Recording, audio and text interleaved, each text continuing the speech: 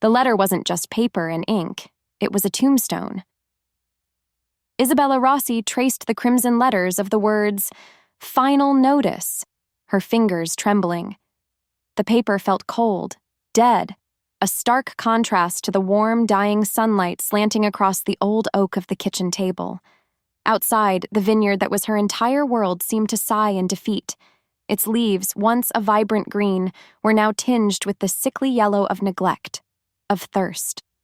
A whole season's worth of grapes shriveled on the vine because there was no money to pay the workers for the harvest. Her grandfather used to tell her a story about these vines. He'd say, "Bella, our roots run as deep as theirs. We weathered droughts, floods, and bad men. We survive because we hold on." But how do you hold on when the ground is being sold out from under you? Her thoughts spun into chaos. She had tried everything. Begged the bank for an extension. Tried to sell the antique furniture her grandmother had cherished. She even swallowed her pride and called her estranged aunt, only to be met with a cold, pitying silence. Every door had slammed shut, leaving her in this echoing farmhouse with nothing but the ghosts of a legacy she was failing. With every beat of her terrified heart, she felt her hope withering, just like the grapes on the vine. She wanted to scream, to rage at the unfairness of it all, at the mountain of debt her father had left behind after his heart finally gave out. He had been a dreamer, not a businessman, and his dreams had cost them everything. Deep down, she knew the truth. This wasn't just about money. It was about erasure, the end of the Rossi name in a valley they had helped build. A defiant retort died on her lips as she glanced out the window, her breath catching in her throat. A car, a long black sedan, polished to a mirror shine, sat parked at the very end of their long, dusty driveway. It was as out of place as a panther in a sheep field. It had no reason to be there. No bankers drove cars like that, and the neighbors all drove dusty pickup trucks. Her instincts screamed danger. The silence of the countryside, usually a comfort, suddenly felt menacing, as if the land itself was holding its breath. She didn't know what scared her more, the tombstone on her table or the silent, waiting predator at her gate. She knew, with a certainty that chilled her to the bone, that her world was about to break. The city of Milan sprawled below Dante Moretti's penthouse window, a glittering tapestry of lights he owned but could never touch. He stood, a glass of amber whiskey in his hand, not seeing the beauty of the skyline. Instead, he saw a chessboard. Each skyscraper was a piece, each street a line of attack, each of the city's millions of souls a potential pawn. His presence filled the room, suffocating, as if the city itself belonged to him. Power was his native language, the only one his father had ever bothered to teach him. "Control, Dante," his father's voice echoed in his memory, a ghost that never left his side, "is not about having the most soldiers. It is about owning the board so your enemy has nowhere to move." Without turning, he spoke into the quiet of the room. "Report." His consigliere, a thin, older man named Franco, stepped forward from the shadows. "The Ricci family is making noise at the ports, Don Moretti. They think our recent distractions have made us weak." Dante took a slow sip of his whiskey, the burn a familiar, grounding sensation. "Weak?" The word was soft, but it carried the weight of a death sentence. "Remind them what happens to noisy things, Franco. Make it public. Make it a lesson." His voice was a low, threatening murmur, because a king doesn't need to shout to be obeyed. "At once," Franco said, his voice clipped with a lifetime of loyalty. Still he hesitated. "There is one other matter. The Rossi vineyard."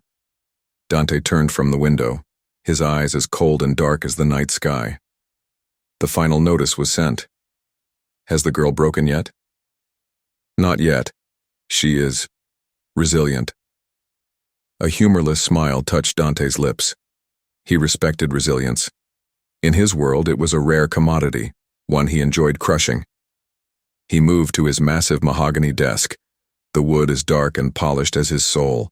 As if pulled by an invisible string, his gaze fell upon the open file lying there. Franco had brought it to him earlier that night. It was a simple file, financials, deeds, and a single candid photograph. A woman, her dark hair tied back in a messy knot with a smudge of dirt on her high cheekbone. Her eyes, even in the grainy photo, were a defiant storm of green and gold. Isabella Rossi. She was a means to an end, a key to lock down a valuable piece of land, and a legitimate business to wash his family's dirtier money through. An asset. Nothing more. But then why did his gaze linger on the stubborn set of her jaw? Why did he feel a flicker of something else? Something dangerously close to interest. He pushed the feeling down, burying it under layers of cold, hard logic. Not only that, he needed this deal to work because the looming threat from the cartel required all of his focus, and loose ends were a liability he couldn't afford.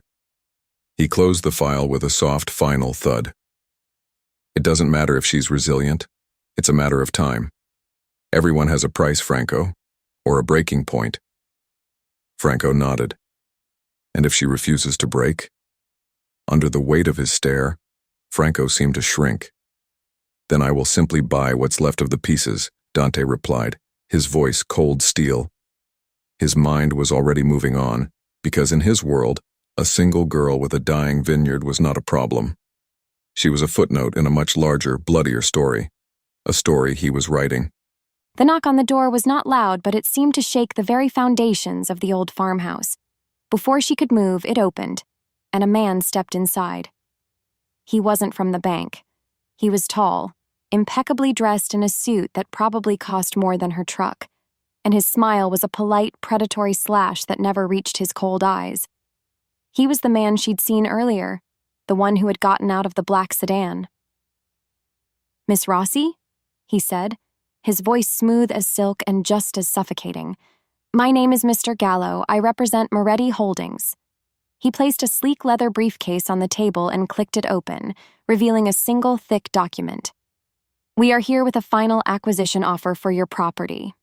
Isabella stared at him, her heart hammering against her ribs like a trapped bird. Moretti Holdings. The name was unfamiliar, but it sounded powerful. Money. Old money. I don't understand. The property is in foreclosure with the bank. It's not for sale." Mr. Gallo's smile widened, a flash of white teeth. "A misunderstanding. You see, your father's loan was not with the bank. It was privately secured. We bought the debt. All of it." He pushed the document toward her. "This is not an offer, Miss Rossi. It is a formality. The vineyard already belongs to Mr. Moretti." Her world tilted on its axis. It wasn't a foreclosure. It was a hostile takeover. A theft. "My father would never have dealt with people like you." "Your father was a desperate man," Mr. Gallo said, his politeness stripping away to reveal the cold steel beneath. "He made a wager. He lost. This is the consequence." The air thickened with unspoken threats. He was not a lawyer. What was he? She scanned the pages, the legal jargon swimming before her eyes. But then she saw it. A clause. A morality clause so old and arcane it had to be a joke. It spoke of debts of honor, of family obligations, and of a daughter of marrying age.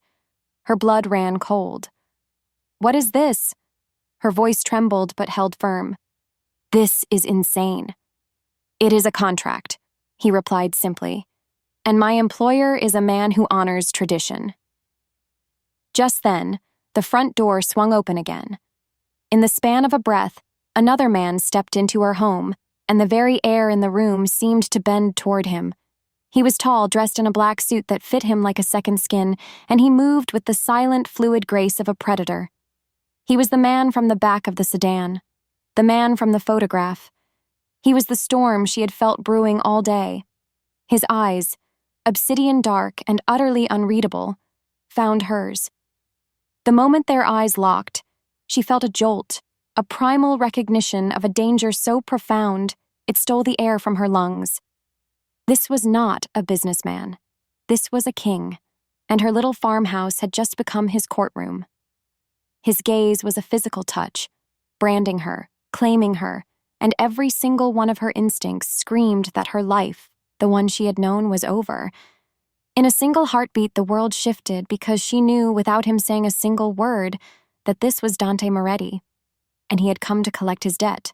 In that moment, everything changed. The warm, familiar air of her farmhouse grew cold, thin. Dante Moretti stood before her, an invading king in her father's home, and his presence sucked all the life from the room. He hadn't raised his voice.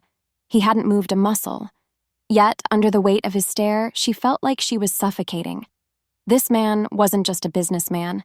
He was a force of nature, a storm that had finally made landfall on her quiet shores. What do you want?" she finally managed to ask, her voice a fragile whisper against the roaring silence. His lips, carved and cruel, barely moved. "Want is a simple word, Miss Rossi. I don't want. I take." He gestured to the contract on the table, the one with the insane, archaic clause about a daughter of marrying age. "Your father made a deal. He secured his dreams with a promise written in the blood of my family's honor. A promise that you are now uniquely positioned to fulfill." Her thoughts spun into chaos. "You can't be serious. This is the 21st century. You can't just claim someone." "Can't I?"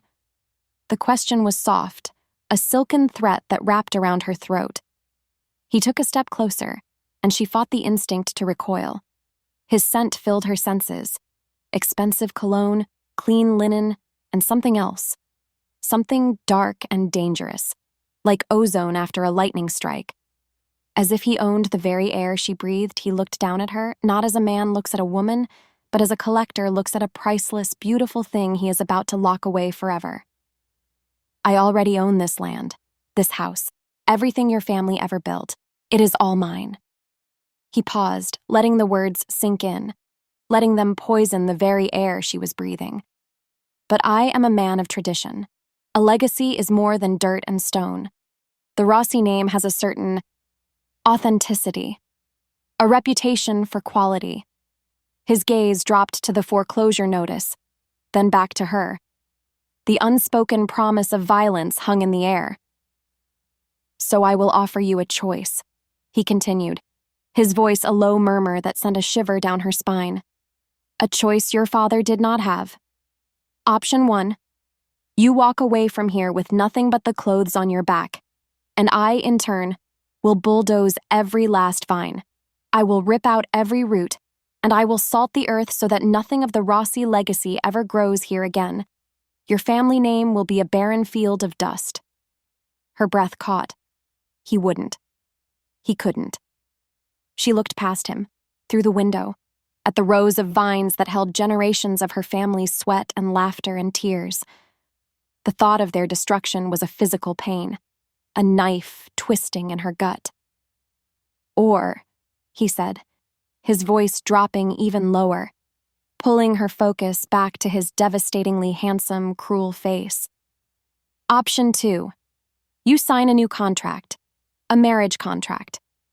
You will become my wife. The Rossi vineyard will be joined with the Moretti empire, and it will flourish. Your name will live on, protected under the shadow of mine." His gaze was a physical touch, branding her. "The choice is yours, Isabella. A legacy of wine or a legacy of dust." He watched her, a predator studying his prey, cataloging every flicker of emotion that crossed her face. Terror, disbelief, and then something else, a spark of defiance in those stormy green eyes. He expected tears, pleading. That's what his father had taught him to expect from women when their world crumbled. But she didn't cry. She stood taller, her small frame radiating a strength that was as infuriating as it was intriguing. "You're a monster," she breathed, the words laced with a venomous fury that he strangely admired. "I am a businessman," he corrected, his voice devoid of all emotion. He needed this to work, because the cartel was growing bolder, and this vineyard provided the perfect, untouchable front for his operations. He couldn't afford a protracted, messy fight. Because of that, He needed her signature, not her approval. There has to be another way, she insisted, her mind clearly racing, searching for an escape hatch that didn't exist. I can work. I'll pay you back, every last cent. Dante almost laughed. The naivety was almost charming, as if her life's earnings could touch a debt of this magnitude. Your father's debt is not measured in money. It is a debt of honor, and it will be paid in kind. He remembered a story his father once told him about another family who tried to offer money instead of what was owed. That family no longer had a name. He wouldn't make his father's mistakes. His methods were cleaner, more permanent, which meant he had to close this deal now. In my world, Isabella, there is the way that I make, and there is the abyss. There is no other. The space between them crackled with tension. He watched her gaze dart around the room, the frantic, trapped energy of an animal caught in a snare. He saw the war waging within her, the battle between her pride and her love for that patch of dirt outside. Finally, her shoulders slumped, not in defeat, but in grim acceptance. A defiant retort died on her lips.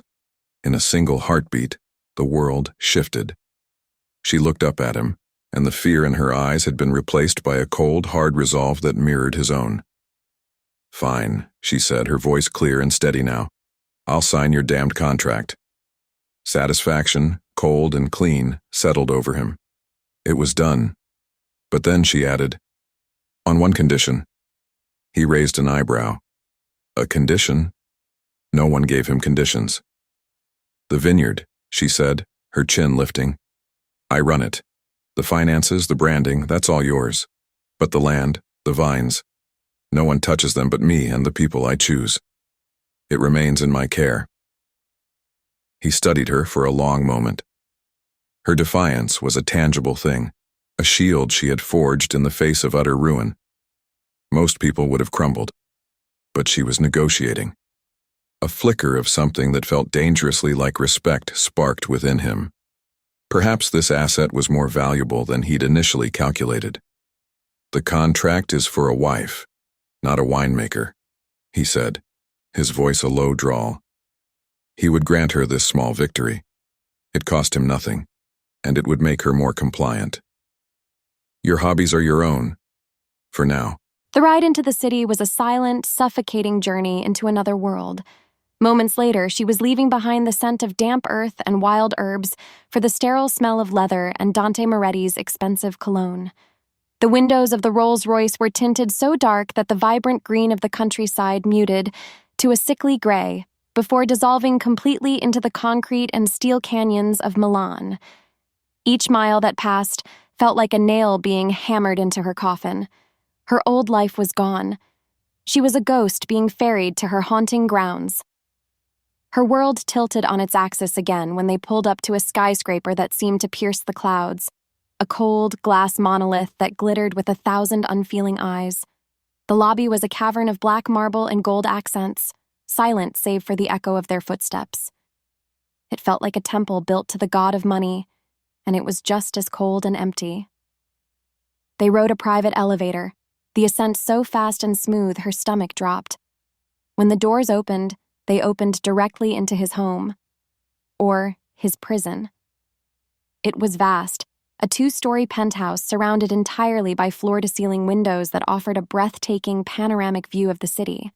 But there were no curtains, no photos, no books, just sleek, minimalist furniture in shades of black and gray, priceless modern art that was all sharp angles and no soul, and cold marble floors that stretched out into an oppressive emptiness.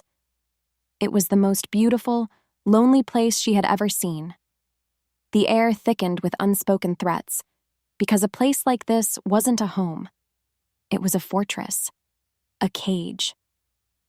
Without another word, Dante walked away from her, leaving her standing alone in the cavernous space.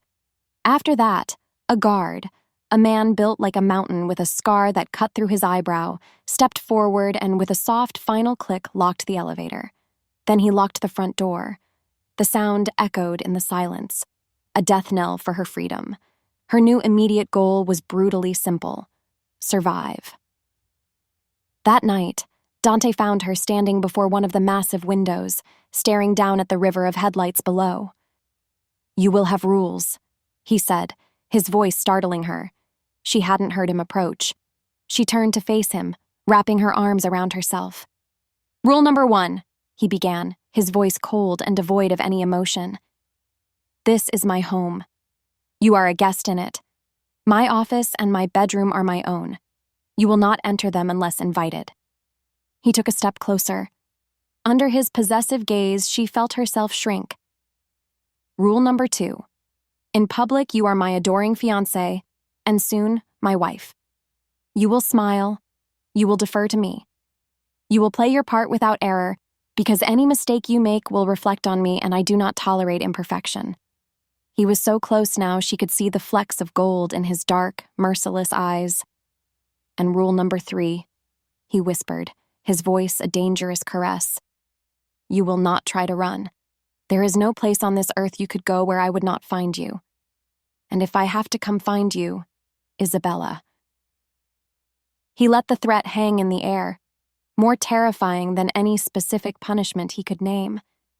"In this house, you are a ghost with a heartbeat, a beautiful piece of my collection. Do you understand?" She looked into the face of the man who owned her, the man who had stolen her life and her future. Fear coiled in her gut, a cold, slithering snake, but something inside her shifted. It was the last ember of the defiant Rossi spirit, the part of her that refused to be extinguished. He could lock her in a cage of marble and glass, but he would never, ever own her soul. She lifted her chin, her eyes meeting his without flinching. "I understand," she said, her voice quiet, but not broken. The moment she opened her eyes, she knew it wasn't a nightmare. Nightmares ended. This was just Monday, her first full day in the gilded cage. The sun streamed through the floor-to-ceiling windows of her new bedroom, a room larger than her entire downstairs back home, illuminating dust motes dancing in the sterile air. The sheets beneath her were silk, so smooth they felt like cool water against her skin. But the luxury was a mockery. It was the silken lining of a beautifully crafted trap. Deep down, she knew the truth. Her only goal for today was to learn the shape of her prison. After a maid she'd never met brought her a breakfast she couldn't eat, Isabella began her methodical exploration. Every window was sealed, the thick, reinforced glass turning the breathtaking cityscape into a silent, untouchable painting. His presence filled the room, suffocating, even when he wasn't there. Cameras, small black domes of judgment, were discreetly mounted in the corners of every common area. She counted 3 guards downstairs and saw at least 2 more on the upper-level balcony, all of them moving with a quiet, deadly purpose. They were not here to protect her. They were here to contain her. Her thoughts spun into chaos. What kind of life was this? Where a man lived in a fortress in the sky, surrounded by art that had no heart, and men who had no souls. She trailed her fingers along a cold marble statue of a weeping angel. How fitting. Her defiant retort from the night before felt like a child's bravado in the face of this overwhelming silent power. She was a ghost here, just as he'd said. Without warning, the scent of freshly ground coffee, a smell so achingly normal, wafted from the kitchen. As if pulled by an invisible string, she followed it. There, standing with his back to her, was Dante. He was dressed not in a suit, but in simple black trousers and a gray Henley that stretched across the formidable muscles of his back.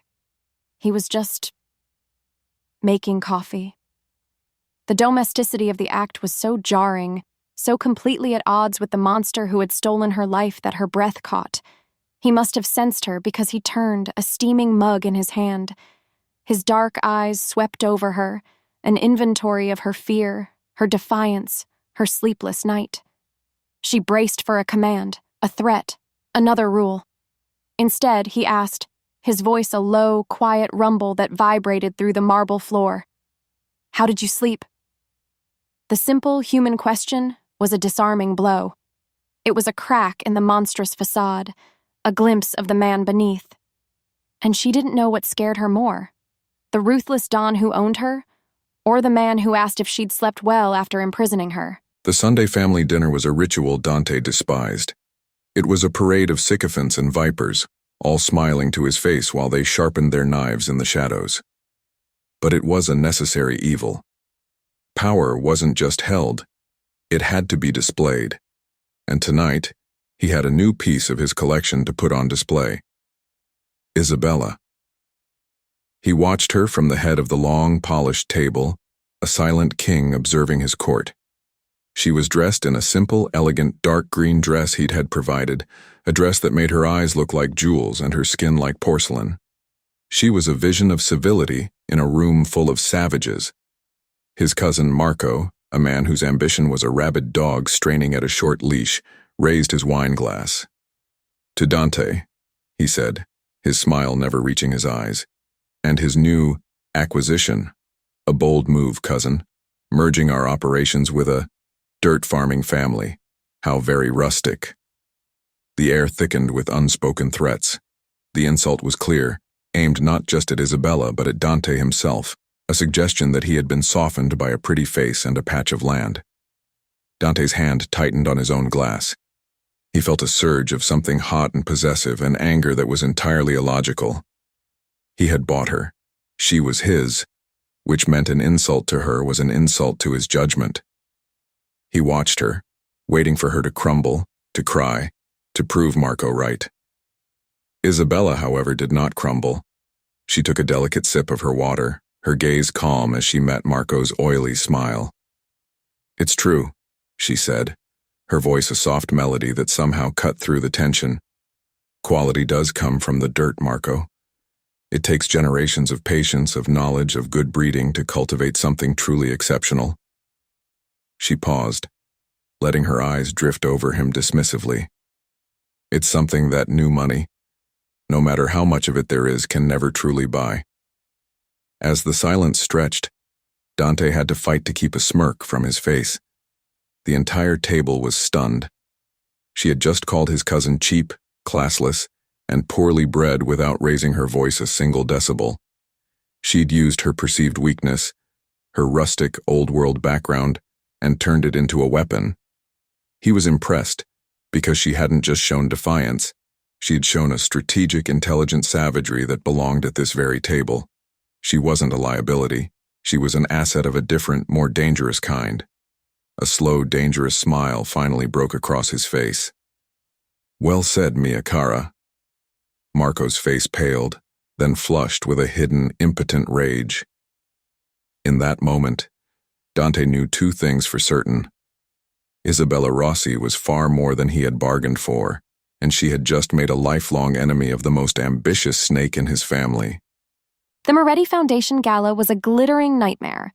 Hundreds of Milan's elite and its shadowy underworld counterparts mingled under chandeliers that dripped with crystals like frozen tears. Isabella felt like a doll on display, her hand resting stiffly on Dante's arm, a forced smile plastered on her face.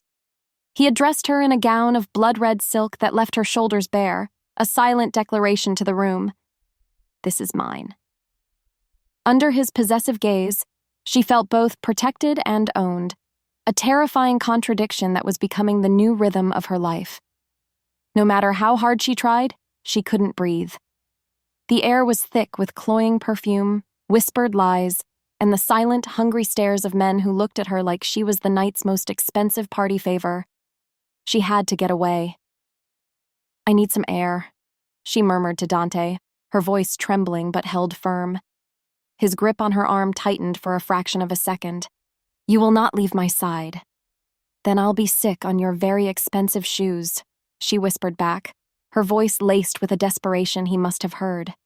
His eyes narrowed, but after a long, tense moment, he gave a curt nod. "The library, down the hall. Do not speak to anyone." She fled, her heels clicking on the marble floor.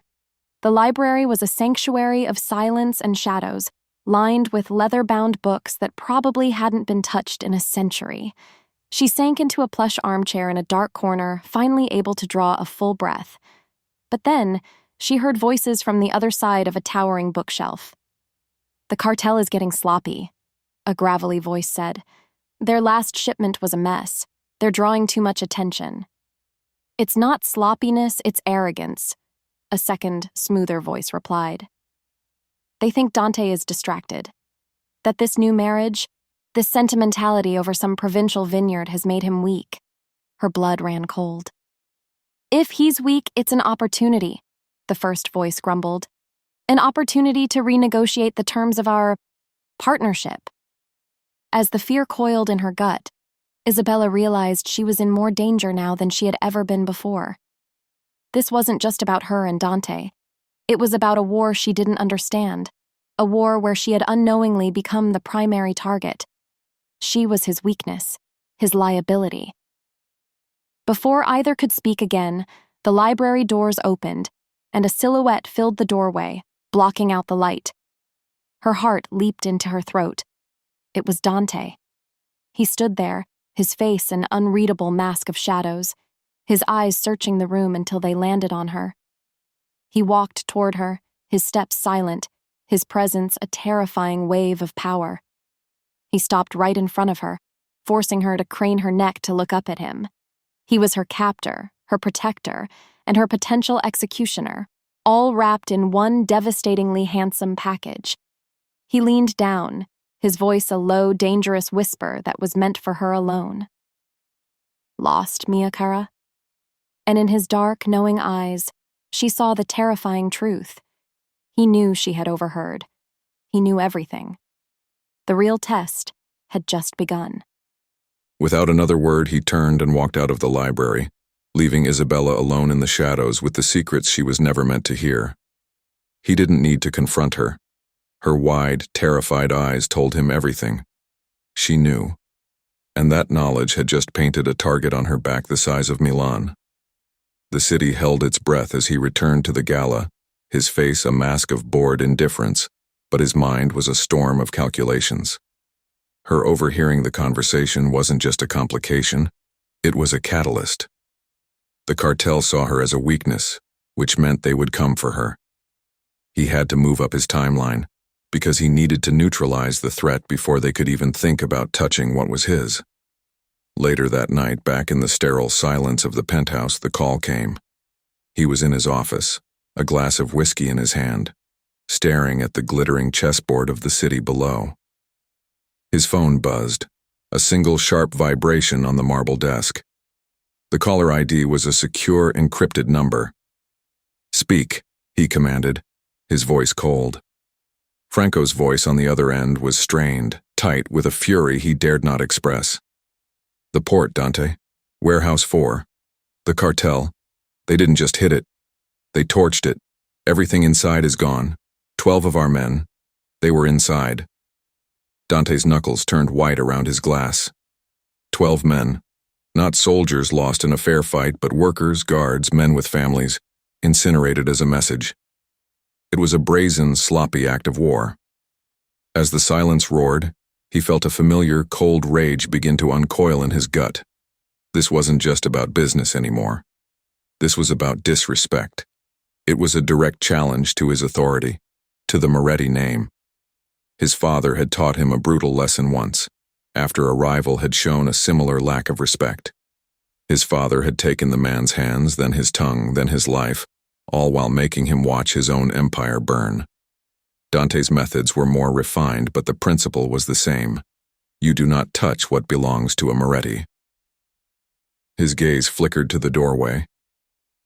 Isabella stood there, a ghost in a silk robe, her face pale. She must have heard the phone, or perhaps she just sensed the shift in the atmosphere. She saw it in his eyes. He knew she did. The mask of the civilized businessman falling away to reveal the cold, lethal fury of the dawn. He felt a flicker of annoyance at being seen like this, at this moment of raw, violent intent.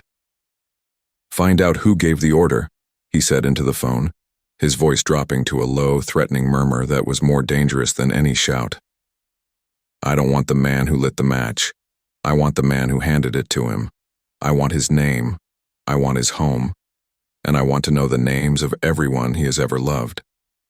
He ended the call without waiting for a reply, the order already a death sentence. He finally looked at Isabella, truly looked at her. Her eyes were wide, not with disgust, but with a dawning, terrified understanding of the world she had been dragged into. The pressure was no longer a distant threat whispered in a library. It was here, in this room, a suffocating presence that promised blood and fire.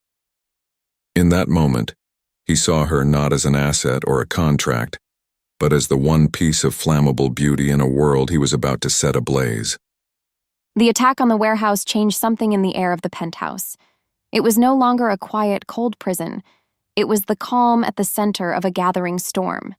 The space between them crackled with a new, dangerous tension. Dante was a phantom in the house for the next 2 days, coming and going at odd hours, his face carved from stone, his eyes holding the darkness of a coming war. Isabella stayed out of his way, her fear a constant, coiling thing in her stomach. She was a pawn in a game where the pieces were human lives and she had no idea what the next move would be. The move came on a rainy Tuesday night. Dante had insisted they attend a dinner at a neutral restaurant, a meeting with the heads of the other major families to form a united front against the cartel. The entire evening was a masterclass in subtext, of smiles that were threats and pleasantries that were daggers. She played her part, the adoring fiancé, her hand resting on his arm while her heart hammered a frantic rhythm against her ribs. They were the last to leave. The rain was lashing down, turning the city streets into slick, black mirrors that reflected the neon signs above. As the valet pulled their car around, Dante's hand suddenly tightened on her waist, pulling her flush against his side. "What is it?" she whispered, her instincts screaming danger. "Too quiet," he murmured, his eyes scanning the empty street. Without warning, it happened. A black van, its headlights off, screeched around the corner. The side door slid open, revealing the dark maw of a rifle. In the span of a breath, the world exploded into a nightmare of sound and light. Muzzle flashes lit up the rain-slicked street. The air split with the deafening crack of automatic gunfire. Before she could even scream, Dante moved. He was a blur of violent, protective grace. He shoved her, hard, not away, but behind him, using his own body as a shield. The world tilted on its axis as he pushed her down behind the solid granite of a planter. A bullet that would have torn through her chest slammed into his side with a sickening, wet thud. He grunted, a sharp intake of breath, but he didn't fall. Between one breath and the next, he had drawn his own weapon from inside his jacket and was returning fire with a calm, lethal precision that was utterly terrifying. The van screeched away, tires smoking, leaving behind a ringing silence and the smell of gunpowder and rain. Her ears roared, her entire body trembled, but all she could see was Dante. He stood over her, his gun still raised, his broad shoulders shielding her from a world that had just tried to kill her. He was wounded. He was bleeding. He had taken a bullet for her. Her thoughts spun into chaos. This man, this monster who had bought her and caged her, had just saved her life. He had willingly placed his body between her and certain death. The game had just changed.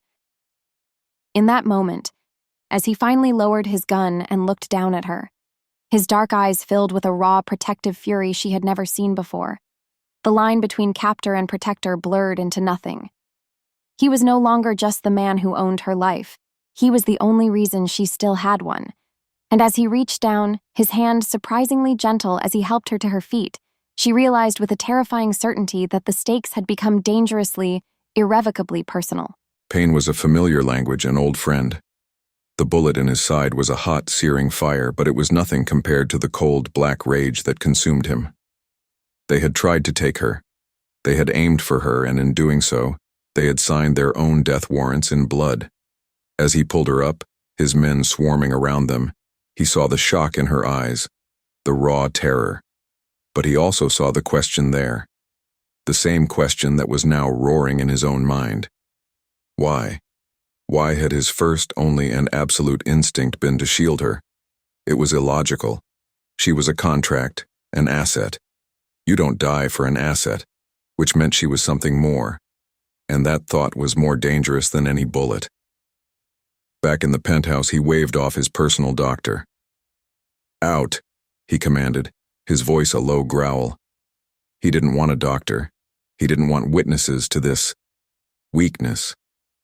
He stripped off his ruined jacket and shirt, gritting his teeth as the movement sent a fresh wave of fire through his ribs. Isabella stood frozen in the doorway for a moment. Then, as if pulled by an invisible string, she moved.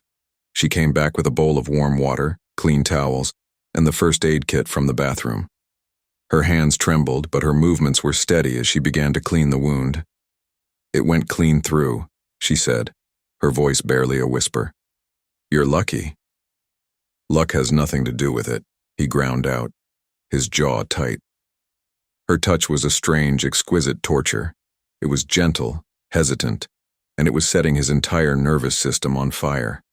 He, who had never allowed anyone to see him bleed, was now sitting half-naked and vulnerable under the gentle hands of his captive. The irony was a bitter taste in his mouth. He used the attack to justify what he knew he had to do anyway. He had to tighten the leash, not for her safety, but for his own sanity. The thought of her being harmed filled him with a possessive fury he refused to name. He would weld her to his side, because it was the only way he could be sure she was safe. After she finished bandaging the wound, her fingers lingering for a fraction of a second on his skin, he finally spoke. His voice was rough, scarred with a pain that had nothing to do with the bullet. "Your things will be moved to the room adjoining mine," he commanded. "You will not leave the upper floor without my permission. My most trusted man will be posted outside your door at all times." She looked up at him, her stormy green eyes searching his face, looking for the captor, the monster. But what she saw there he didn't know. He only knew that his control, the one thing he valued above all else, was cracking. He stood up, towering over her, the predator reasserting his dominance. He leaned in close, his voice a low, final promise. "The rules have changed, Isabella." He watched her breath catch, her heart hammering against her ribs. Good.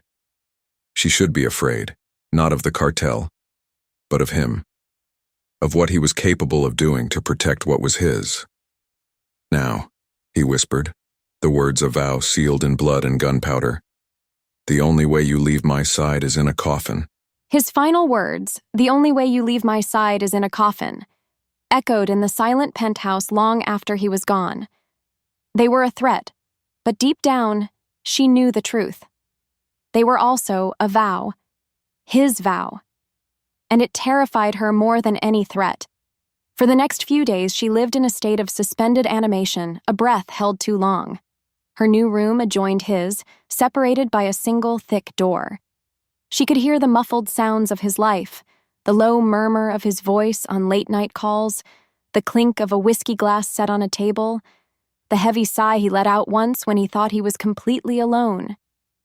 Each sound was a reminder of her proximity to the storm, and with every beat of her terrified heart, she felt the walls of her own resolve begin to crumble. She was his. That was the horrifying, undeniable fact. But the men who had attacked them, the cartel, they saw her as his weakness, which meant, as long as she was seen that way, she would never be safe. Her thoughts spun into chaos, a maelstrom of fear and a strange, burgeoning pragmatism. Survival in this world wasn't about running. It was about power, and she had none. But then, she remembered the whispers in the library. They think Dante is distracted. This sentimentality over some provincial vineyard has made him weak. They thought the vineyard was his weakness because they assumed it was his sentimentality. They didn't understand. The vineyard wasn't his soul, it was hers. And that gave her an idea. A terrifying, reckless idea. That night, she broke his first rule. She found him in his office, a place she was explicitly forbidden to enter. He was standing before the massive window, a dark silhouette against the glittering city lights. He didn't turn when she entered, but she saw his shoulders tense. "You are not welcome here," he said, his voice a low, dangerous rumble. Her voice trembled but held firm. "I know something. Something that might help you." She took a breath.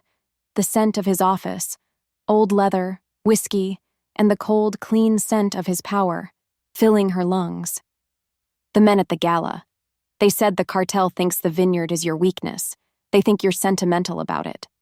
But they're wrong, aren't they?" He finally turned, his dark eyes narrowed, unreadable. "They're targeting the vineyard because they think it's how they can hurt you," she continued, her words tumbling out faster now. "But what if you use that? They're focused on the land, on the symbol. My father. He may have been a terrible businessman, but he was a brilliant logistician.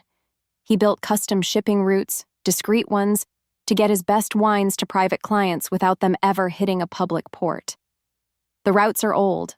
They're not on any modern map, but they're still viable. They lead right through the territory the cartel is trying to control."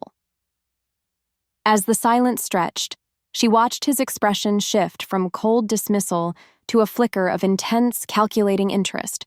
She was offering him a weapon. She was choosing a side. Not his side, but the side of her own survival. And for now, they were one and the same. He walked toward her, stopping so close she could feel the heat radiating from his body. His gaze was a physical touch, pinning her in place. He didn't thank her. He didn't praise her. Instead, he reached into his desk and pulled out a small, sleek satellite phone. "This has one number in it. Mine," he commanded, his voice rough. "You will keep it with you at all times, and you will not enter my office again." Without another word, he dismissed her. She walked out, her heart hammering, the weight of the small phone in her hand feeling heavier than any chain. It wasn't a reward. It was a leash. But it was also the first tiny piece of trust he had ever given her. Her intelligence was unexpected. Dante stood in the war room, a secure bunker hidden beneath the penthouse, staring at the large digital map on the wall. The old, forgotten shipping routes she had described were now highlighted in red, a secret artery running straight through the heart of his enemy's territory. It was brilliant. A ghost network. While the cartel was watching his ports and his trucks, he could bleed them dry from the inside out, moving his product and his men completely unseen. He had to admit the woman was more than just a beautiful face. She possessed a mind that saw the board in a way his own men hadn't. Because of that, he owed her. The thought was a foreign, uncomfortable one. Moretti's did not have debts. They collected them. Still, her insight had given him a significant advantage, and in his world, a valuable asset had to be maintained. He would grant her the one thing he knew she craved more than anything: a visit to her home. It was a calculated risk. It would placate her, and it would also serve as a useful piece of bait. The moment they arrived at the vineyard, he saw the change in her. Her shoulders, always so tense in the penthouse, relaxed. She breathed in the earthy air as if it were life itself. A genuine, unguarded smile touched her lips as she walked through the vines, her fingers trailing over the leaves with a lover's tenderness. For a moment, watching her under the warm sun, she wasn't a captive. She was a queen in her own kingdom. And he, the invading king, felt a strange, unwelcome pang of something. He didn't have a name for it. He only knew he wanted to see her smile like that again. But then, he remembered a story his father beat into him as a boy, that the prettiest flowers often hide the most dangerous poison. Could this be a trap? Was this genuine affection for a piece of land or a masterful performance? His phone buzzed. It was Franco. "It's done, Dante. The first shipment went through her routes without a hitch. We hit their supply line hard. They're bleeding." "Good," Dante said, his eyes never leaving Isabella. But then, Franco's voice grew urgent. "There's something else. A report from our spotter on the ridge. Smoke, from the north end of the property." As if fate demanded it, a plume of thick black smoke began to curl into the pristine blue sky. Isabella saw it at the same moment he did. Her smile vanished, replaced by a mask of horror. She started to run. He was right behind her. They crested a hill to see it. An old, unused storage barn, one of the original Rossi buildings, was completely engulfed in flames. It was a bonfire, a funeral pyre. The cartel was sending a message. We know what you value. We can touch you whenever we want. He saw the despair in her eyes as she watched a piece of her history turn to ash. And under the weight of his stare, an emotion he had long thought buried and dead clawed its way to the surface. Rage. A pure, unadulterated fury that had nothing to do with business or strategy. They had not just burned his property. They had hurt her. They had taken the first genuine smile he'd seen on her face and scorched it from the earth. He stepped up beside her, the heat of the fire on his face. She was trembling but not crying. Her grief was a silent, stoic thing. He had taken their money. He had taken their men. Now, he would take their very future.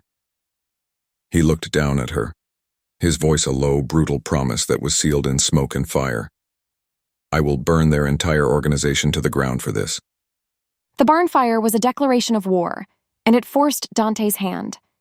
He called a summit, a high-stakes meeting with the heads of the other families on neutral ground, a remote, lavish hotel deep in the Swiss Alps. There were no armies of guards allowed. Each Don could bring only their consigliere and one personal guard. Dante, however, broke protocol. He brought Franco, his guard, and her. They want to see my weakness? He'd said to her, his voice cold steel. I will put her on a throne at my right hand and dare them to touch her. The hotel was another gilded cage, but this one was filled with predators. She sat through tense meetings, a silent, beautiful prop, while men with murder in their eyes carved up the city. But the nights were different. The nights were a form of torture all their own. Stripped of the vastness of the penthouse, they were confined to a single suite.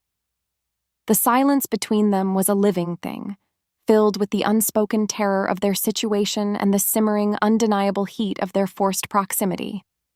On the final night, the storm that had been brewing both outside and inside finally broke. Rain lashed against the windows, and the wind howled like a hungry wolf. A deal had been struck. The other families had agreed to back Dante against the cartel, but their victory felt hollow, temporary. They were still trapped, alone, 1,000 miles from their fortress. He was standing by the window, staring out at the storm, his powerful frame rigid with tension. She could feel the danger rolling off him, a palpable wave of controlled violence. He was a king, but even kings felt the weight of their crowns. Are you afraid? She asked, her voice barely a whisper. He turned, and in the dim light, she saw the ghost of something in his eyes. Not fear, but weariness. The deep, soul-crushing weariness of a man who had been fighting his entire life. Fear is a luxury I can't afford, he said, his voice rough. In that moment, he wasn't Dante Moretti, the Don. He was just a man, haunted and alone. As if pulled by an invisible string, she walked toward him. She didn't know what she was doing, only that the chasm of silence between them had become unbearable. She stopped in front of him, her heart hammering. Everyone is afraid of something, she whispered. His gaze dropped to her lips. The air thickened, crackling with an energy that was more potent than fear, more intoxicating than power. And what are you afraid of, Isabella? I was afraid of you, she admitted, her voice trembling. But I don't know what I'm afraid of more now. You, or a world without you in it. In a single heartbeat, the world shifted. His control, the iron wall he had built around himself, finally shattered. He groaned, a low, guttural sound of surrender, and his mouth crashed down on hers. It wasn't a gentle kiss. It was a storm, a desperate, hungry claiming. It was the culmination of every stolen glance, every unspoken thought, every moment of shared danger. He swept her into his arms, his mouth never leaving hers, and carried her to the bed. There, with the storm raging outside, their own tempest finally broke. It was raw, it was desperate, and it was a complete and total obliteration of the line between captor and captive, It was not love. It was something darker, deeper, a primal recognition of two souls who had found their only anchor in the midst of a war. In the quiet aftermath, tangled in the silk sheets with the rain now a gentle patter against the glass, he did something that shocked her more than any act of violence. He talked. He told her a story, his voice a low, rough murmur in the darkness, about a boy of 10 who had watched his father execute his own brother for a single moment of weakness. "He made me watch," Dante whispered, his voice scarred with the memory. He said, "Love, Dante, is a weapon your enemies will always use against you. To be strong, you must feel nothing." He had just handed her the key to his entire soul, the secret to the monster. And as she lay there in the darkness, she understood. He wasn't a monster because he felt nothing. He was a monster because he had been taught to fear feeling anything at all, and she, in his arms, was the most terrifying feeling he had ever known. They returned from Switzerland not as captor and captive, but as something else entirely. Something unnamed, fragile, and dangerous. For the first time since his father's death, Dante felt the ice around his soul begin to thaw. Isabella was a quiet presence in his home now, not a ghost. She was a warmth he found himself seeking out, a silent conversation and a shared glance across the room. He had allowed himself to feel. He had broken his father's cardinal rule. And for a few short days it felt less like a weakness and more like a victory. But then, as if fate demanded it, Marco requested a private meeting. His cousin entered the office, his face a mask of grave concern, a slim file held in his hand. "Dante," he began, his voice laced with false regret. "I would not bring this to you if it were not a matter of family security, of your life." Dante sat behind his desk, a cold premonition beginning to snake its way up his spine. "Speak." Marco slid the file across the polished mahogany. "It's the Rossi girl. I had my suspicions after she so conveniently found those shipping routes. I had her watched." Dante's hand hesitated for a fraction of a second before opening the file. Inside were not photos, but something far colder, far more damning. They were bank records, offshore accounts, a series of professionally laundered transactions, culminating in one massive deposit into an untraceable account, dated 2 days ago. The sum was staggering. The memo line, however, was what made the air leave his lungs. It was a single, coded phrase, one the cartel used to confirm payment for high-level intelligence. The routing numbers on the deposit matched the shell corporation the cartel uses to pay its top informants, Marco said softly, twisting the knife. "She sold you out, cousin. She sold us all out for a fortune. The routes, our strategies, everything." As the silence roared, his father's voice echoed in his mind, a cold, triumphant ghost. "Love is a weapon your enemies will always use against you." He had let her in.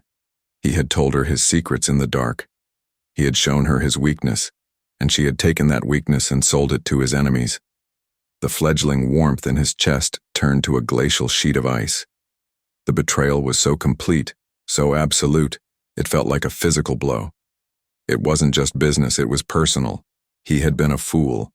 He closed the file, the soft thud echoing the sound of a coffin lid closing. His face was a blank, unreadable mask. "Leave us," he commanded, his voice a low, threatening murmur that promised death. When Marco was gone, Dante sat there for a long time, the silence of the room pressing in on him. Then he rose and walked to the door of his office. He saw her in the living room, curled on the sofa, reading a book, a picture of such innocent domesticity it was obscene. She looked up when she saw him, and a small, hesitant smile touched her lips. That smile, the one he was beginning to crave, was now a symbol of her treachery. He walked to her, his steps silent on the marble floor. Under the weight of his stare, her smile faltered. He dropped the file onto the cushion beside her.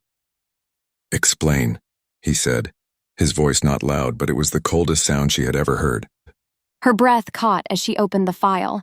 Financial statements, numbers, and codes that meant nothing to her. But she saw the name of the Shell Corporation, one she'd heard Dante mention in passing when talking about the cartel, and then she saw the sum. Millions. What is this? She asked, her voice trembling. Her thoughts spun into chaos. It is the price of your betrayal, Dante said, his voice a blade of ice. It is the sum you were paid to sell my secrets to the men who tried to kill us. What? No! The words exploded from her, a cry of pure, unadulterated shock. Dante, I would never… This is a mistake. It's a lie. She stood up, reaching for him, but he took a step back as if her touch would poison him. The rejection was a physical slap. A lie? He repeated, a dead, humorless smile touching his lips. The accounts are real. The money is real. Your contribution to our strategy was very real.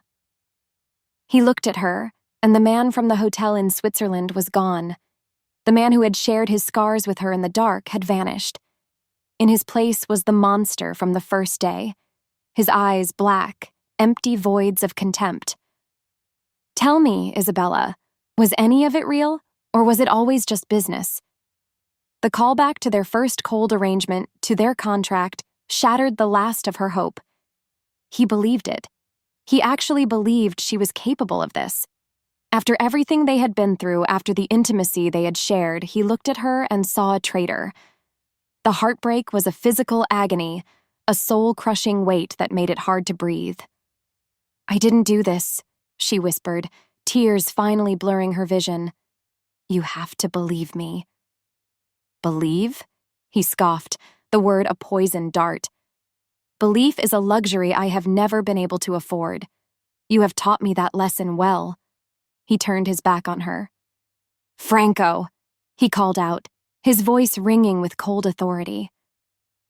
The older man appeared, his face grim, his eyes holding a new, chilling disappointment when he looked at her. Take the phone I gave her, Dante commanded, not even looking at Isabella. And inform the staff at the vineyard that Miss Rossi is no longer welcome on the property. Her advisory role has been terminated. Each word was a nail in her coffin. The phone, the one symbol of his trust. The vineyard, the one piece of her soul she had left. He was systematically erasing her, stripping her of everything, until she was nothing but a prisoner in his tower once more. Franco took the phone from her numb fingers, his touch impersonal, cold. She felt utterly defeated, foolish and devastatingly alone. The relationship she thought they were building, the fragile trust she had cherished, had been nothing but an illusion. And his empire, the one she had started to see as a strange sort of sanctuary, was once again, unequivocally, her prison. She was back in her room, the one that now felt less like a bedroom and more like a beautifully appointed cell. The door was locked from the outside. She stood at the window, staring out at the vibrant, glittering city that had become her cage. Deep down, she knew the truth. She hadn't just lost his trust. She had lost herself. She had allowed herself to hope, to feel, to believe that the man could triumph over the monster. She had fallen in love with a man who was fundamentally incapable of believing in her, and that made her the biggest fool in Milan. The city lights blurred as a single hot tear of utter despair traced a path down her cold cheek. She had survived his cruelty, but she wasn't sure she could survive his belief that she was the one who had betrayed him. He stood alone in his office, the seat of his power, a glass of whiskey in his hand. The file lay open on his desk, a testament to his own stupidity. His father's words were a relentless chorus in his mind. To be strong, you must feel nothing. He had allowed himself to feel, and it had cost him everything. He had opened a crack in his armor, and she had plunged a knife straight into it. He had wanted her to be different. He had, for a few insane moments, believed she was. But she was just like all the others, another beautiful lie in a world built on them. The rage and the heartbreak were a toxic cocktail burning in his chest. With a guttural roar of pure, undiluted anguish, he hurled the heavy crystal glass. It flew across the room and shattered against the bulletproof window, the sound of breaking glass a pathetic echo of his own shattered soul. He was the Don of the Moretti family. He controlled a city. And he was utterly, devastatingly, and completely alone. And completely. Sleep was a country to which he no longer had a passport. For 3 days and 3 nights, Dante was haunted. He was a ghost in his own home, moving from his office to the window and back again, the whiskey doing nothing to dull the sharp, jagged edges of his fury, and a grief he refused to name. He had won. He had excised the weakness from his life, just as his father had taught him. He had reinforced the walls around his soul. So why did his victory feel exactly like defeat? Deep down he knew the truth, a sliver of doubt that was poison to his certainty. It was too perfect. The evidence Marco had provided was too clean, too neat. It was a perfectly wrapped gift, and in his world, gifts were always Trojan horses. On the 3rd night, unable to bear the roaring silence any longer, he returned to his office. He couldn't look at the bank records again. They were a testament to his own foolishness. Instead, he pulled up the other file Marco had given him, the security footage. He had dismissed it at first as secondary, but now he watched it with the obsessive focus of a madman. There she was, on a rainy street corner, talking to a man he now knew was a low-level cartel informant. It looked damning. He zoomed in, his jaw tight. He enhanced the image, the pixels sharpening. He watched it again, and again. On the 10th viewing, his eyes weren't on her. They were on the background, on the reflection in the rain-slicked window of a closed cafe behind her. It was distorted, warped by the glass, but it was there. A car parked across the street. And for a split second, a man gets out of the passenger side. He's just a blur of motion, but on his hand, catching the weak streetlight, is the glint of a distinctive gold and onyx signet ring. As the silence stretched, Dante's blood ran cold. He knew that ring. He had given it to his cousin Marco for his last birthday. In a single heartbeat, the world shifted. The betrayal wasn't hers. It was his own blood. Marco had not just framed her. He had orchestrated the entire thing. He had used Dante's deepest wound, his ingrained inability to trust, and twisted the knife with surgical precision. The rage he had felt for Isabella was a flickering candle compared to the inferno that now consumed him.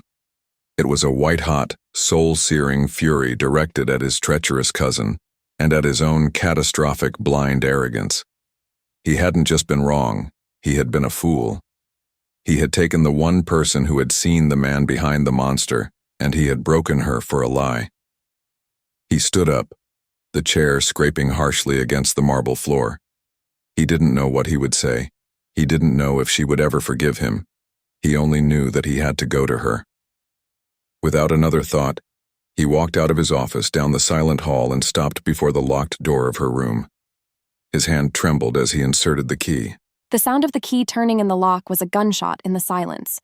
Isabella, who had been sitting on the edge of her bed staring at nothing for hours, flinched. Her heart leaped into her throat. He was here.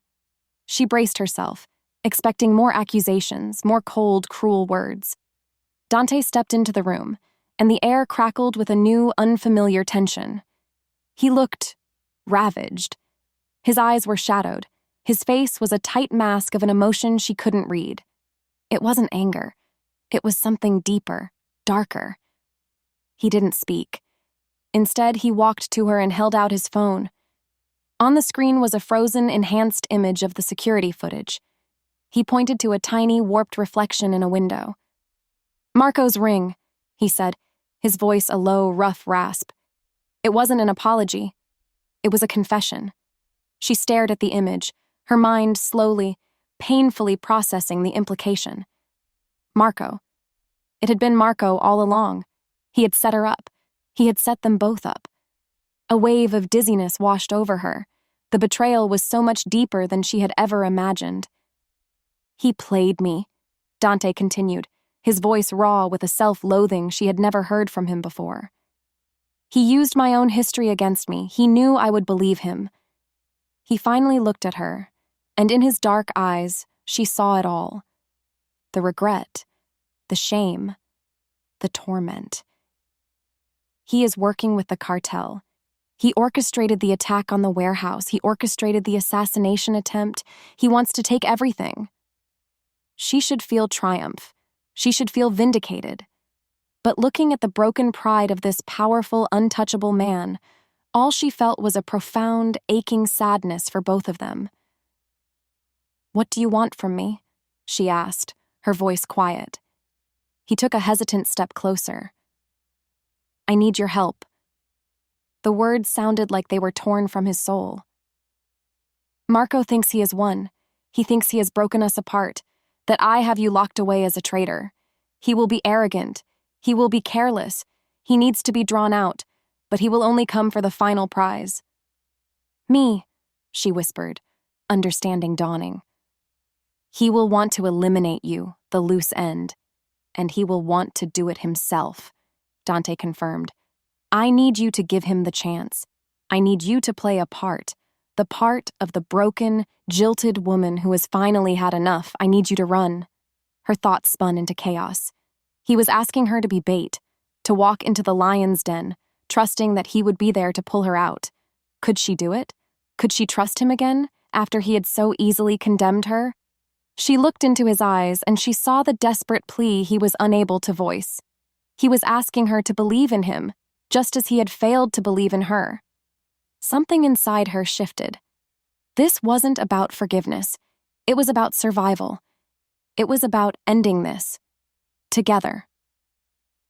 "There's a Moretti Foundation gala tomorrow night," she said, her voice finding a new cold strength. "It's the perfect stage." A flicker of admiration, of relief crossed his face. "It is." "I'll do it," she said. "But Dante, after this is over, we are not going back to what we were."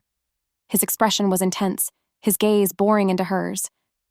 "I know," he said, his voice a low vow. "When this is over, we will build something new. Something on a foundation of truth." He reached out, his fingers hesitating for a moment before they gently brushed a stray strand of hair from her face. It was the most intimate touch they had ever shared. "Isabella," he murmured, his voice rough with an emotion he couldn't name. "Come back to me." The gala was a glittering sea of sharks. Dante stood on a balcony overlooking the grand ballroom, a glass of champagne in his hand, watching the scene unfold below. Every powerful player in Milan was here, including Marco, who was holding court near the bar, smug and triumphant. Dante's eyes, however, were only on one person: Isabella. She was a vision in a gown of midnight blue that shimmered under the crystal chandeliers. She had been playing her part perfectly all night, a mask of quiet, tragic beauty. She had stayed by his side, silent and withdrawn, for all the world to see. Now it was time. As if on cue, she turned to him, her face a mask of cold fury. Their argument was for show, but the emotions felt dangerously real. "I can't do this anymore," she exclaimed, her voice just loud enough for those nearby, including Marco, to hear. "I will not be your prisoner, your showpiece." "You will do as you are told," he replied, his voice a cold public command. "No," she said, her voice shaking with believable rage. "I'm done. I would rather have a legacy of dust than a life in your cage." With that, she turned and stormed away, pushing through the crowd, a perfect portrait of a woman who had finally broken.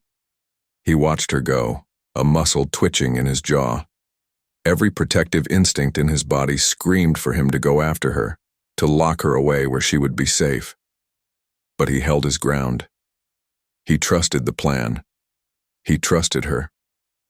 He saw Marco's eyes light up with predatory glee before he made a discreet exit. The bait had been taken. Dante turned and walked calmly back into a private room where Franco was waiting with a bank of monitors. "She's on the move," Franco said, his voice tense. "Marco's car is 2 blocks behind her." On the screen, Dante watched the dot representing Isabella's car as it moved through the city's glittering streets. His men, silent shadows in their own vehicles, were falling into position, creating a ghost perimeter. The tension in the room was a physical thing. a knot tightening in his chest. She was alone. She was driving directly into a trap they had set together. He was using her as bait, the one thing he had sworn he would never do. "He's intercepting her now," Franco reported. On the monitor, Dante watched as Marco's black sedan cut off her car in a dark, deserted industrial street lined with abandoned warehouses. He saw two of Marco's men get out, their forms dark and menacing. They pulled her from the driver's seat. He watched as they dragged a struggling Isabella towards the gaping, dark doorway of the largest warehouse. The door to the lion's den had just opened. His queen had just walked onto the chessboard, and now it was his move. The warehouse smelled of rust, damp concrete, and betrayal. Marco's men shoved her forward into the vast, cavernous space, the huge metal door sliding shut behind her with a deafening final boom. A single bare bulb hanging from the high ceiling cast long, dancing shadows, turning stacked crates into monstrous shapes. In the center of the room, sitting on a rickety chair as if it were a throne, was her cousin-in-law, Marco. His smug, triumphant smile was the ugliest thing she had ever seen. "Isabella, Isabella," he tutted, his voice echoing in the cavernous space. "Did you really think you could run from him already? Tsk, tsk. It seems my dear cousin's taste in women is matched only by his foolishness." Her instinct screamed danger, but a cold, hard calm was settling over her. This was the endgame. This was the moment the entire board had been cleared for. "What do you want, Marco?" "What I've always wanted," he said, standing and beginning to circle her like a shark. "My birthright, the name, the power. Dante was never worthy. He's a relic, ruled by his father's ghost and a sentimental heart he doesn't have the courage to admit he possesses. Because of that, he was always going to fail." From the shadows behind him, another figure emerged.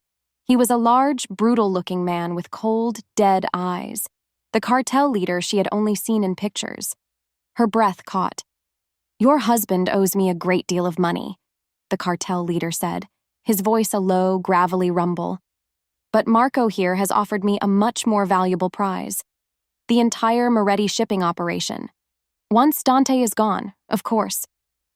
Marco stopped in front of her, his face twisted with a lifetime of jealousy. "And you, my dear, were the key, the perfect, beautiful little knife to slide between his ribs. He trusted you. The fool actually started to love you. It was pathetic." Without warning, the cartel leader lunged, grabbing her, his arm a band of steel around her throat. His other hand pressed the cold, hard muzzle of a gun to her temple. The metallic scent of gun oil filled her senses. "A shame," he grunted. "Dante will come for you. And when he does, he will walk into a trap. You will be the last thing he ever sees." With every beat of her terrified heart, she knew this was it. This was the moment. She couldn't fight him. He was too strong. But Dante had told her, in a quiet, intense session before the gala, "They will expect you to be weak. They will expect you to cry. Do not. Your mind is the weapon they will never see coming."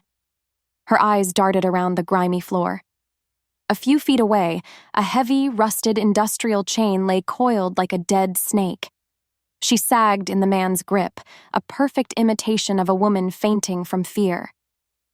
"Please," she whimpered, letting her head fall back against his shoulder. As he momentarily loosened his grip, surprised by her sudden submission, she acted. Between one breath and the next, she stomped her sharp heel down, hard on the arch of his foot. He roared in pain, his grip faltering for a single, crucial second. It was all she needed. She dropped, spinning, and grabbed the heavy chain. It was impossibly heavy, but adrenaline was afire in her veins. She swung it with all her might, the rusty link scything through the air and wrapping around the cartel leader's legs. He stumbled, roaring with fury, just as the entire warehouse exploded. The massive door was ripped from its hinges by a concussive blast. Light and sound flooded the darkness. Men in black tactical gear swarmed in, their movements a blur of deadly efficiency, and at their head, a figure of pure, cold vengeance, was Dante. His face was a mask of death, his eyes locked on the man holding her. The final showdown had begun. In the ensuing chaos of the firefight, as bullets ripped through the air, Marco scrambled for cover. The cartel leader, his legs still tangled, raised his gun, not at Dante, but at her. The moment their eyes locked, she knew he wouldn't miss. But before he could pull the trigger, Dante was there, a phantom of motion. He didn't shoot. He slammed into the man, a brutal physical tackle, and they both went down. The gun flew from the cartel leader's hand. They were a tangle of limbs on the floor, but Dante was stronger, faster, fueled by a righteous fury. He was fighting not for his empire, but for her. For them. The conflict resolved itself with 3 short, brutal sounds that echoed in the sudden silence. As the silence stretched, she saw Marco, his face pale with terror, making a run for a side door. But then Dante was on his feet. He raised his weapon. "Dante, no!" she cried out, not for Marco's sake, but for his. He paused, his gaze finding hers across the scene of carnage. He lowered the gun. The fight was over. Silence fell, heavy and final. They were the only ones left standing, surrounded by the wreckage of their war. In the aftermath, his men moved with quiet, grim efficiency, cleaning up the mess. The cartel was broken. His empire was secure. But none of that mattered. He walked across the warehouse, his eyes only for Isabella. She was standing there, covered in dust, trembling slightly, but her eyes were clear and fierce. She was the most beautiful, terrifying thing he had ever seen. He reached her, and without a word, his hands came up to cup her face, his thumbs gently brushing away the grime from her cheeks. He checked her for injuries, his gaze sweeping over her. A desperate, silent inventory. "Are you hurt?" he asked, his voice a rough, raw thing. She shook her head, her hands coming up to rest on his chest, right over his heart. "No, you came back for me. Always," he vowed, the word a soul-deep promise. Just then, his men dragged a whimpering, defeated Marco before him. His cousin didn't dare look at him. "What should we do with him, Dante?" Franco asked, his voice grim. Dante looked down at the traitor, the snake who had so callously used the woman he loved. The old Dante, his father's son, would have killed him on the spot. But as he looked at Isabella, at the strength and light in her eyes, he knew that man was gone. There were fates worse than a quick death. "Take him to the docks," Dante said, his voice cold steel. "Strip him of his name, his money, his passports. Put him on the first freighter leaving for a place with no extradition treaty. Let him spend the rest of his life as a ghost, with nothing but the memory of what he lost." He looked at Marco one last time. "You are no longer a Moretti. You are nothing." As his men dragged Marco away, Dante turned back to Isabella. He took her hand, his thumb stroking her knuckles. It was over. The betrayals, the lies, the war. He had secured his empire, tended to his wounds, and acknowledged the allies he had lost. Now all that was left was the future. He looked at her, not as a prize, not as an asset, but as his undisputed equal, the woman who had walked through fire and emerged a queen. 6 months later, the sun shone down on the Rossi vineyard, bathing the lush green vines in a golden light. The air smelled of rich earth, blooming jasmine, and hope. A crowd was gathered on the grand lawn of the newly restored farmhouse, a mix of legitimate wine distributors, local dignitaries, and a few darker figures in impeccably tailored suits who kept to the shadows. A banner hung over the archway, the grand reopening of Moretti Rossi Vineyards. Isabella stood at a podium, Dante by her side. She was no longer a captive in a red dress, but a queen in a simple, elegant white one. She looked out at the faces, her voice clear and strong as she spoke of legacy, of new beginnings, of the fusion of tradition and power. She was not standing behind him. She was his partner, respected, and in her own right, feared. She had found her power, not by escaping his world, but by conquering it. After that, as the party continued, Dante took her hand and led her away from the crowd, up to a small, private overlook that had always been her favorite spot. It offered a panoramic view of the entire valley, their empire of vines. The sun was beginning to set, painting the sky in fiery strokes of orange and purple. He stood behind her, wrapping his arms around her waist, pulling her back against his chest. They stood in comfortable silence for a long time, simply breathing together, watching the day end. The thematic question of their life had finally been answered. They had built a new world, a new family, on a foundation of truth they had forged in blood and fire. "It's beautiful," she whispered, a sense of peace settling over her, a feeling she had once thought she would never know again. He leaned down, his lips brushing against her hair, his voice a low, intimate murmur meant only for her. "This marriage was business," he said, his words a soft echo of his first cruel declaration. He turned her in his arms to face him, his dark eyes filled with a love so fierce and profound it took her breath away. "But you, Isabella, you are my entire empire." She smiled, a true brilliant smile, and leaned in to kiss him. She was home, the queen of a dark fairy tale they had written themselves together.